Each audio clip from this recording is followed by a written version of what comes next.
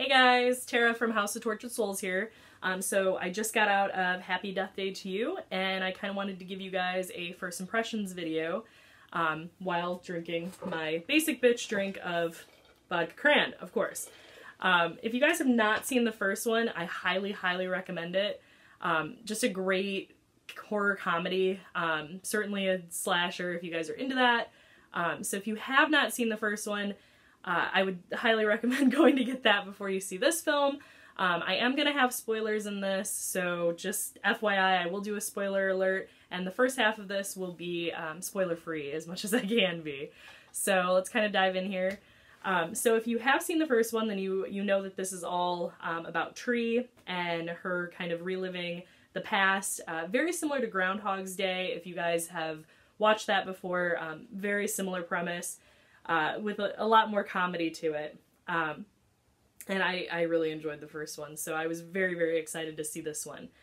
The trailers for this seemed like they didn't focus as much on Tree as they did on her boyfriend Carter's roommate, Ryan. Trailers seemed like it was following more Ryan's life, so that was a little bit surprising getting into the film.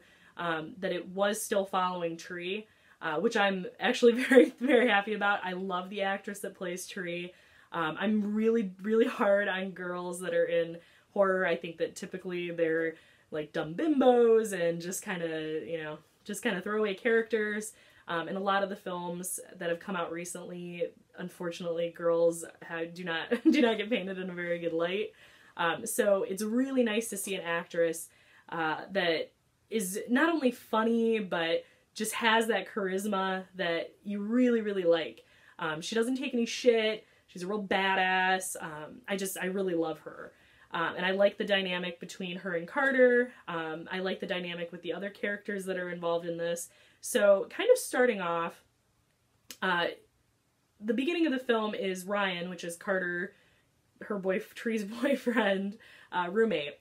And he wakes up in his car, which is kind of, which you remember from the first one that he was saying that he was sleeping in his car so that Tree and Carter could kind of have alone time, which was pretty cool. So that's the beginning of the film, is him, kind of reliving his day, which is the day after Tree survived, if that made sense.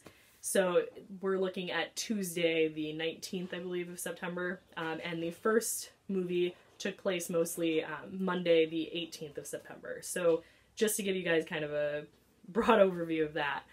The one great thing about this film is that it is very different from the first one in that the premise is different. It is a little bit more sci-fi than horror. There's less slasher elements. There's certainly less horror elements in this one than there was in the first one. So I can kind of see what people's beef is about that, because it is marketed a little bit differently. It is marketed more of like a straight horror film. So kind of keep that in mind when you go into this. If you're not a fan of the sci-fi genre, or you are going into this just expecting a very basic slasher, which was kind of the similar to the first one, you may not like this as much. It certainly borderlines between sci-fi, comedy, and horror. So just kind of keep that in mind if you go into this. Try to have a little bit of an open mind.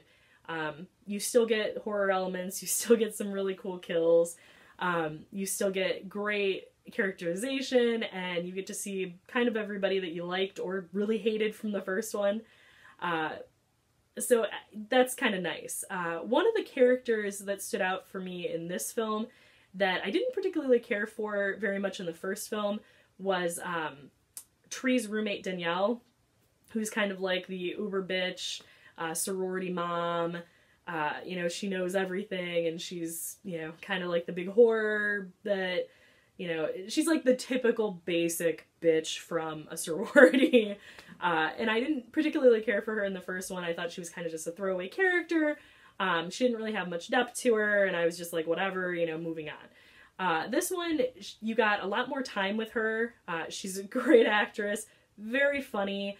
Obviously, she's still playing like the basic bitch role, which makes sense given given her character, but way more funny than she was in the first one, and it wasn't annoying funny. So certainly, if you liked her character in the first one, you probably will like her even more in this one. I liked her way more in this one than I liked her in the first one. I thought the first one was kind of a throwaway character for her. So kind of keep that in mind. You still get her roommate Lori, and she's got a little bit different of a role in this one. She's got a little bit more screen time in the second one, which was pretty nice to see. I liked her character a little bit more in this one, so that was nice. All of the side characters that you kind of didn't really get to relate to in the first one, you got a little bit more time with in this one, which was kind of neat. So the whole premise of this is that Ryan, Carter's roommate, wakes up and somehow or another trips this thing that they call Sissy. He is kind of a quantum physicist in training, along with Carter and along with his other two buddies. And they're building this kind of time machine type thing that's just supposed to...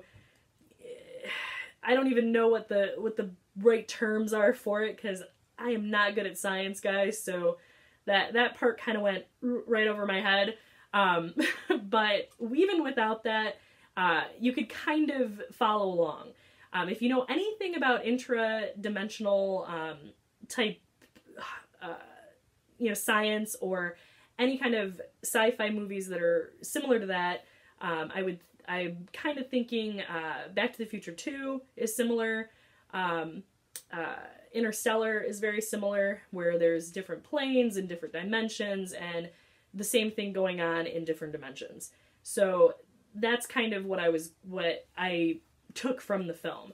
The one thing, and the reason I'm wearing an Are You Afraid of the Dark shirt, is actually because when I got out of the film, I immediately went to the Are You Afraid of the Dark episode, The Tale of Super Specs.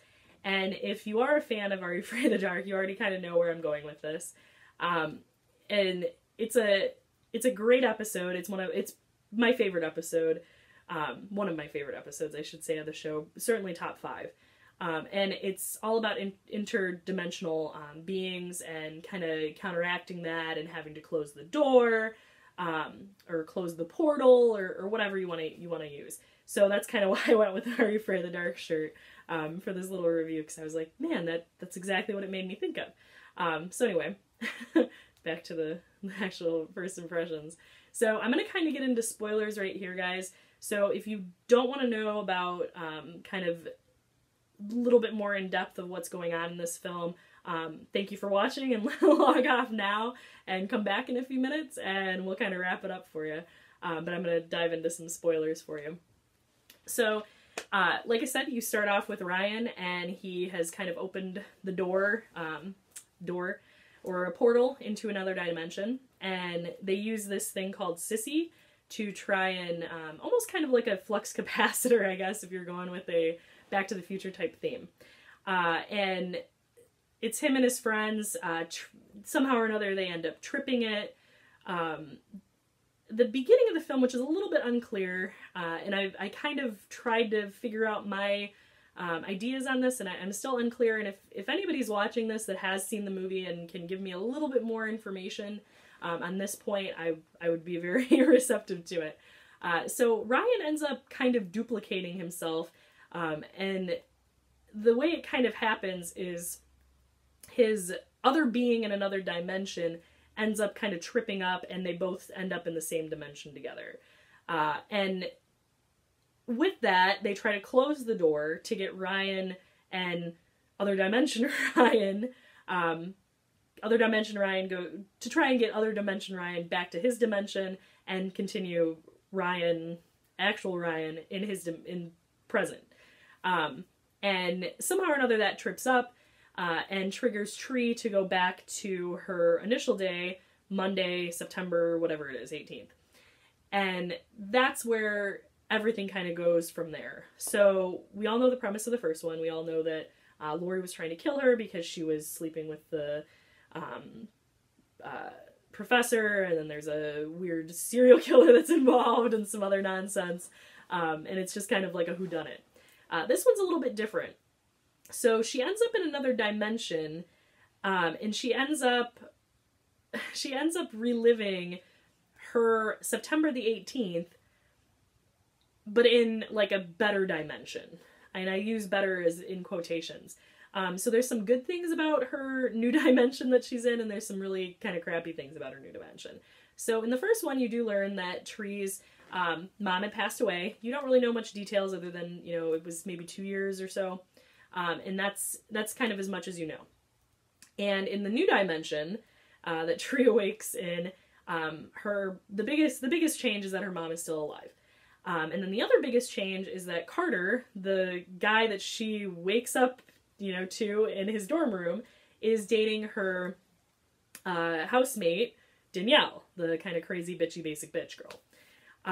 So that's kind of the biggest differences between them. There's some other subtle differences, but not much of them are terribly important. Other than she's not, in the new dimension, Tree is not as much of a angry bitch as she was in the first one.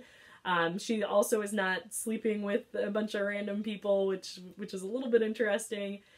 She's also not sleeping with the professor.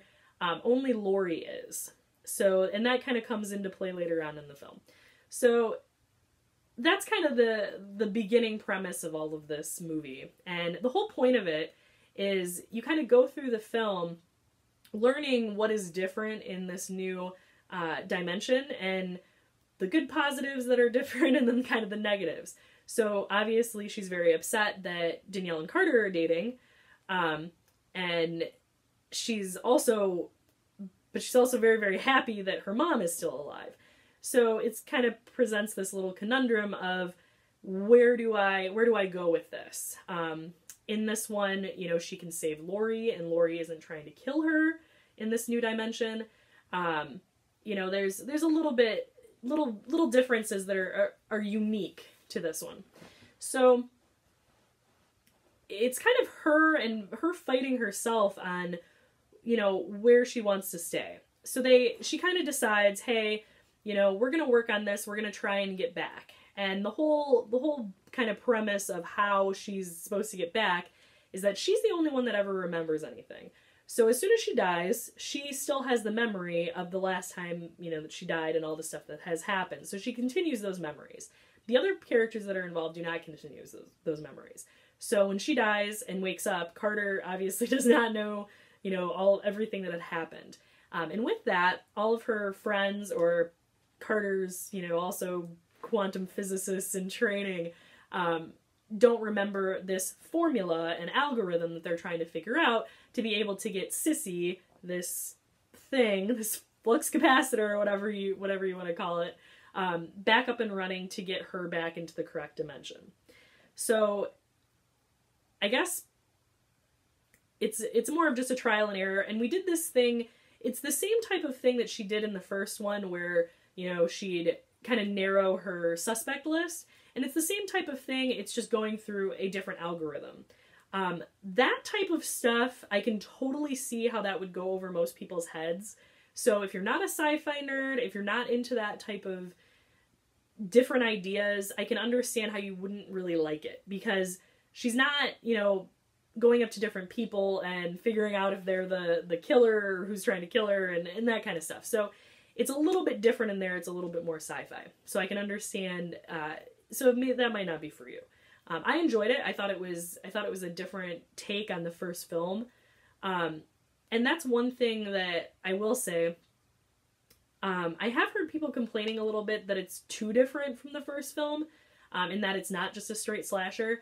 And while I get that, I'm like, I didn't need, you know, a sequel that was exactly like the first one that just involved the roommate. Like, I didn't need that.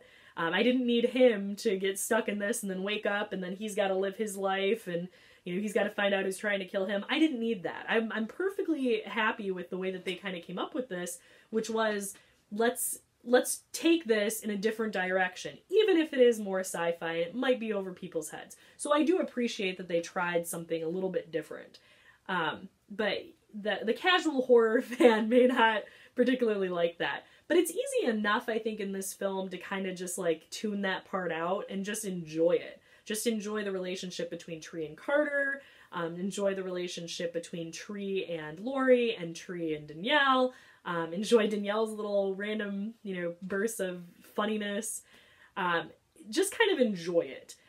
Maybe don't look too far into it if sci-fi is not your thing. So anyway, so we get into this algorithm formula, and every time she dies, it's the same thing as the first one, where she comes back a little weaker, she comes back, you know, being a little bit more injured, and she also comes back each time kind of thinking about her life and how does she really want to go back to like her actual reality, which is that her mom's dead. So it kind of brings me to a couple points that I want to touch on, that I kind of made when we were leaving the film. So while I do think that it was a little bit harder to follow, and the first one was very simplistic. It was, hey, this is a horror version of Groundhog's Day. And most people have seen Groundhog's Day with Bill Murray. So that was pretty much it. It's a horror version of that, and you can kind of go from there. So I understand why people were giving this a little bit lower of a rating just because of that. And there were more twists, and there was a little bit more emotion and stuff like that involved, where the first one didn't really have that. So I can kind of see people's, you know, hesitation at really liking this film. It did not impact me. I really still enjoyed it. Despite it being, you know, a little bit more emotional, a little bit harder, you know, a little bit more intellectual, I guess I should say, but I still enjoyed it. Keep in mind that there is a tag at the end, so if you guys do go see this, there is a tag, and it does involve Danielle, and the nice thing about it is that it kind of sets it up for another sequel. Hopefully we get it. I enjoyed these other two, so I see no reason to not enjoy a third one, and Danielle's acting in the second one was really great. She had some really great scenes, very, very funny in a lot of them. I just really enjoyed her, and I did not really care for her in the first one. So it was nice to be able to see her in a different, you know, aspect. And I almost dropped my phone, sorry. So I guess like the only big problem, and I don't even know if I want to say problem that I had with it, but a little bit of a hang up that I had with this film is that the whole thing kind of ends on, if Tree goes back to her, you know, reality, she goes back to where her mom is dead. But the point that she gets is that she's with Carter. So the whole thing kind of goes off of she has to choose between her mom and Carter. And my initial problem with it was, I guess, mostly that her and Carter barely know each other. So yeah, you had fun, but I mean, she died, what, like 11 times in the first film? Which means total they've been, you know, kind of on and off talking for a couple weeks. And maybe if you were like 15 to 20, you could kind of understand why she would want to pick Carter over her, you know, mom being alive. But as somebody who's over 30, I can tell you that, you know, week-long relationships are not a reason to, you know, not bring your mom back kind of from the dead. And that was kind of my biggest hang-up with the film, is that if this would have taken place months, a year, somewhere down the road, or if there was something else that was keeping, that Tree needed to go back for. So maybe if, you know, it was something with her dad, or if it was something with, something that was bigger. And to me, just picking your boyfriend that you've only known for a couple weeks over being with your mom, it's a big stretch. Speaking from somebody who's lost a parent, it's hard, very, very hard to understand that. If you haven't lost a parent, it might not be so difficult for you because you're probably in a happy relationship and you're like, of course I'd choose my boyfriend. Why wouldn't I? You know, I've been with Brown for, you know, almost 7 years, and I love him deeply. And if the choice was today between him and my mom, yes, it would be very, very difficult to make that decision. because I've been with him for so long and I've dealt with, you know, everything and every emotion and every memory and everything that we've done. So that I could completely understand why she would want to go back to something like that if she had been with Carter for a very, very long time. But just coming off of, you know, a couple week-long relationship, it kind of seems kind of hokey and kind of cheesy. And that was kind of like the hardest, most difficult part for me to kind of get past. If it would have came back that, you know, he had, in the alternate universe that she was in, or the alternate dimension, that Carter has cancer, or, you know, her dad has cancer, or, you know, something, or even that her mom was going to die anyway in this alternate universe, just, you know, a month later or something like that, then I could have been like, hey, this totally makes sense. Why wouldn't you choose the dimension that your actual reality, which is you already know that your mom has passed. You've done some grieving, obviously, and you're going to be with the guy that you really care about. So I think that was the one thing that was kind of hard for me, is that it just seemed kind of teenager. Like you're picking your boyfriend over something that's really serious. So that was kind of my one issue. And I kind of leave that up to you. I mean, think about it this way. Like, would you give up a life with, you know, somebody that you've known for a couple weeks that you're having a good time with, that might be, you know, the one, which I don't particularly agree with that. I think that there are billions of people in this world. But to you, you know, maybe you believe in the one. Would you give up this relationship with the one for you to be in another dimension, even if it's not true reality, with somebody that you had lost, whether it be a parent or, you know, a brother or a sister or a best friend or something? Would you do that? And I just don't know that somebody that's over the age of, you know, 21, 22, 25 would really have the capacity to make that decision rationally. And I think that maybe that's the point, is that Tree wasn't really thinking rationally. I don't know. So that was kind of my biggest hang up with the film. And then the other one problem that I had with it is that they, at some point, sorry, there's something in my eye, my bad. The one problem that they kind of tried to address, but it was weird. At some point, when they figured out basically how this worked, how Sissy worked, and how, you know, this algorithm, they've figured it all out, and they're ready to, you know, put everything into the computer and send Tree back. The day of, Tree goes up to Danielle in her bedroom and kind of, you know, tells her, like, hey, you know, I really like you. I think, you know, you're better than, you know, I ever gave you credit for, and maybe that was my problem. So she's kind of trying to apologize and be the bigger person here. And it seemed like what they did with that was the guy from the first one, and I don't remember his name, I think it's Nick, that apparently Tree was sleeping with and Danielle was sleeping with and whatever, when they went to that frat party, when Tree was up in the bedroom with him and he put on the weird techno dance music.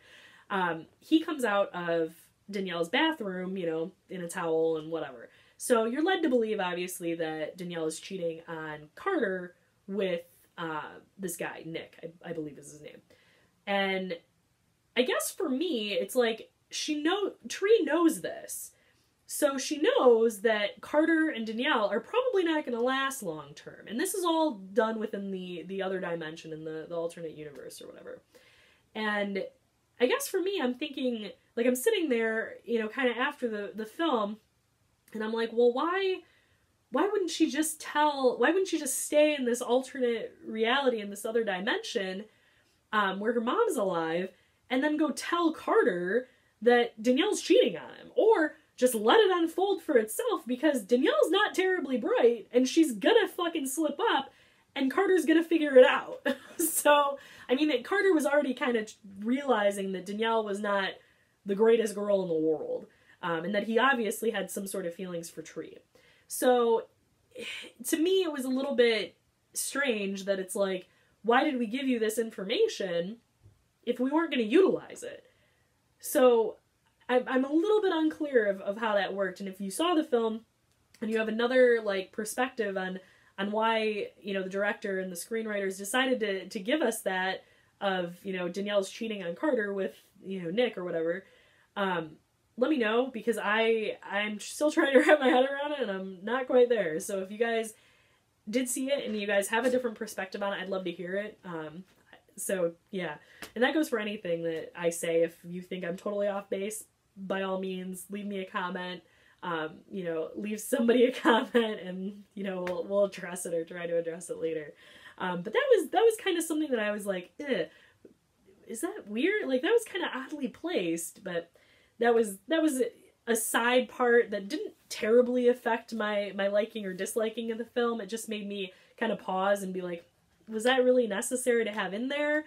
I mean, did we have to just show that Danielle's just a shitty person in general? I guess that was the point. So, like I said before, it kind of comes down to Tree's idea that either she stays in this, you know, other dimension where her mom is alive, or she goes back to her actual reality, which is, you know, her mom is dead and she's with Carter. And she ends up, you know, kind of talking about, you know, what if he's the one? And she ends up doing this at the dinner or lunch or whatever that she had in the first one with her dad. This one, obviously, her mom is there as well. Her mom and her both share the same birthday. It's a big deal. They talk about that kind of in the first one. So in this one, that's part of her day, is that she goes to this restaurant with her dad and her mom, and she kind of spends, you know, the afternoon with them. So in this one, she sits there and she kind of talks to her mom about it, and she, you know, talks about, you know, what would be different if, you know, what kind of would have happened if you wouldn't have picked Dad, and, you know, is he the one? And it's kind of a juvenile type thing to me. I mean, I'm also a cynical person, so I guess that's my fault. But yeah, so like that whole sequence was a little bit weird for me. And it's also her talking to her mom in a hotel room when Tree decides, you know, screw you guys, I'm sticking with my mom and we're just driving the fuck out of here and you guys can deal with whatever the hell you have to deal with. So when she's sitting in her hotel room and kind of talking about it, and she continues to talk to her mom about, you know, these little issues that she's having. And it was an interesting dynamic to kind of see the relationship that she was supposed to have with her mom. And you can tell that they had a very, very close relationship, which would have made it even harder, you know, for me as a viewer to be like, wow, you're ready to just give up your mom for this dude that you barely know? And that's kind of like the thing. And her mom basically says, hey, you know, take a leap of faith and, you know, go off of, you know, your heart and, you know, maybe it'll work out. And if it doesn't, you know, you can deal with it another time. And, you know, it's just kind of silly, for me. So that was probably the hardest, most unbelievable part of this film was, her having this amazing relationship with her mom and how much she had missed her. And, you know, she hasn't been gone that long. She's only been gone, I think, 2 years. I believe the first film was talking about. So it was a little bit surprising that she was so ready to just be like, you know, moved on. As somebody that has lost a parent, it doesn't get easier. And it seemed to me like they kind of rushed that. And it was almost like when Carter was giving her advice on what to do, Carter was just basically kind of saying, listen, you're not really living your life if you're in this alternate universe. This is not how it's supposed to be. You wouldn't have had the struggles. You wouldn't have gone through the things that you went through. You wouldn't have the grief. You wouldn't have the grieving process and all of this other stuff. And speaking from somebody that's went through that, I don't know if I'd really want that. So if it were me, I'm staying in that alternate universe. I'm staying with my mom all day long. So, I mean, even especially given the fact that I've only known this Joker for a couple weeks. So that's probably the hardest part for me to get over. But again, I still really thought the film was very funny. It was very enjoyable. And the other thing that was kind of weird was, if you remember the first one, Lori basically tries to poison her with a cupcake. And, you know, it kind of goes from there, and then she, you know, has this serial killer try to kill her and whatever. In the alternate universe, her and Laurie are very close. It looks like they're, you know, basically best friends.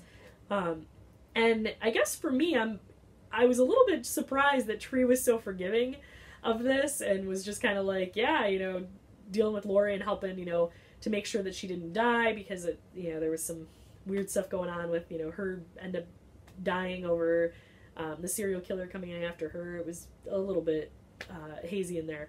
But I was a little bit surprised that Tree was so forgiving about it.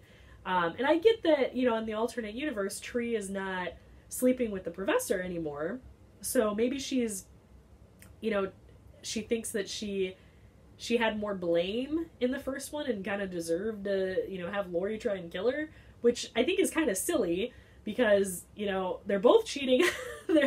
We're both sleeping with the professor and he's married. So it's like, yeah, it seems kind of strange to be that excited about, you know, somebody that's obviously still tried to kill you. I don't know. I guess that's just me. And that was kind of one of my other, like, hiccups with it. I'm like, so you're really, like, that nice to a girl that tried to kill you? Okay. Not for me, but whatever. So that one was a little bit weird, I guess. And then, kind of to touch on, everything else. So that's kind of like my spoiler part of it. You know, the ending is everything's happy. Tree ends up going back to her reality, which is back where she's with Carter and her mom has died. So everything kind of goes back to normal. Everything's great and whatever. So it was fine. I enjoyed it. I liked that part of it. So that was neat. And that kind of concludes all the spoilers for that. So anybody watching, you can kind of come back and say goodbye if you want. So the only other thing that I was kind of thinking of when I got to the end of this film was obviously the Tale of the Super Specs from Are You Afraid of the Dark, which really reminded me of that. If you guys have not seen that episode, I highly recommend it. If you guys were fans of the show when you were a kid, some of the episodes actually really hold up well. And I'm sorry to kind of dive into this in a different aspect, but certainly look into some of those episodes. And Tale of Super Specs, if you like sci-fi and other dimensional type stuff, is a great episode to watch. It certainly freaked me out as a kid, and it still kind of freaks me out a little bit. I don't really like the idea of other dimensions. It makes me a little bit unsettled to think that there's another version of me out there that is doing whatever, maybe has a happier life or a sadder life, maybe doesn't have the experiences that I had. You know, the idea of that is a little bit unnerving to me, to be really honest. And you sci-fi nerds out there can certainly feel free to comment and tell me if I'm totally off base, but that is a little bit unnerving to me. So maybe that's why I really liked the film, is that it gave me that aspect of uncomfortable where, you know, you really don't know what's going on. Like, you really don't know. I mean, you know, people think that there's alternate universes, and I'm certainly not totally against that theory, you know, given different universe and different, you know, stuff like that. So, yeah, I guess I like that idea. And what the kind of, when I left the film, what I was thinking of is, the new Jordan Peele film, Us, which, if you guys haven't watched it, I know that we've posted a trailer on House of Tortured Souls, so please go and find it. I can certainly post it later if anybody's interested. Jordan Peele is the guy who did Get Out. Great film. I absolutely love that film. Just absolutely great. So I'm very, very excited to see his new film, Us. And the trailers have really not given much away. Other than, you know, it's a family, and a family that looks just like them, kind of looks like they're trying to kill them, or, you know, intrude on their life or whatever. So I'm kind of interested to see how that goes. And when I left this film, I kind of immediately thought, maybe that's where, you know, Jordan Peele was going with Us, is that this was an alternate universe, and they're trying to basically dominate and get rid of these people. which is kind of the premise of super specs in Are You Afraid of the Dark, is that they're trying to get rid of the universe that, you know, they don't want to exist, the dimension that shouldn't exist. We don't want to have, you know, two dimensions fighting over each other. And I wonder if that's where Jordan's kind of going with us. Immediately I assumed that he was going with more of like a Invasion of the Body Snatchers type of thing. But I'm interested to see, now that I've seen a film that kind of has those dimensions in it, I'm wondering if maybe that's where he's going. Either way, I am super, super stoked to see that movie. So certainly keep it posted on House of Tortured Souls, because I will definitely have a first impressions video and a review for you guys on that, because I am stoked to see that. So if you guys have any questions for me regarding Happy Death Day, or Happy Death Day to you, whichever, certainly leave your comments below, or on either, you know, my page or House of Tortured Souls page, and let me know. I'd love to discuss this film with you guys. So if you have any, you know, other ideas on how this worked, absolutely feel free to leave me a comment, and we'll kind of go from there. But if I'm giving it a number system, you know, 1 out of 5, or, you know, stars, I should say, 1 out of 5 stars, I think I'm going to keep it around a 4. I really liked it. The first one's probably a 4.5 for me. I walked into the first Happy Death Day assuming pretty much Blumhouse garbage. I kind of walked into it the same way I walked into Truth or Dare, which was, I expected nothing. I expected that the lead character of Happy Death Day was going to be a terrible actress, and she was going to be painfully, you know, awful, and I'm going to have to sit through this for an hour and a half and deal with her and her, like, stupid, dumb girl comments. And within about the first 5 to 10 minutes, I immediately changed my mind on her and how great she was. So when I came into this film, initially again, like I said at the beginning, I didn't expect that this was still going to be mostly surrounded around Tree and Ryan, or Tree and Carter. I assumed that this was really just about Ryan, because that is how the trailer kind of portrayed it, was that this was Ryan's hiccup and Ryan's, you know, Groundhog Day. So that was a little bit, that was a good surprise for me. I was like, great, I get to, you know, I get to deal with, you know, Tree and her emotions and her and Carter's relationship, because I really like those two, you know, together. I like their chemistry. I like that kind of stuff. So it was nice to be able to see those guys again, and then also still have Ryan and his friends kind of come in with that. So that was really cool, I thought. And yeah, out of, you know, if I'm gonna rate it, I'm gonna give it a solid 4. It was not as good as the first one in my mind, and part of that is because I had, you know, a pretty decent expectation on this one. On the first one, I had 0 expectation. I actually only went to see it because I had MoviePass at the time, and it was, you know, $10 a month, and you got to see unlimited movies. We had saw something right before that, so I was like, you know, this thing has already paid for itself. You know, me and Brown were bored, and we were like, hey, let's go see this film. I basically drug him to it, because he did not want to see the first Happy Death Day. And, you know, within, you know, 5-10 minutes, he's laughing too. So the first one I had 0 expectations for. This one, my expectations were a little bit higher, so that may have affected my score a little bit. There's a little bit more underlying issues in this one, like I said, with the whole, like, the one theory, you know, her choosing Carter over her mom.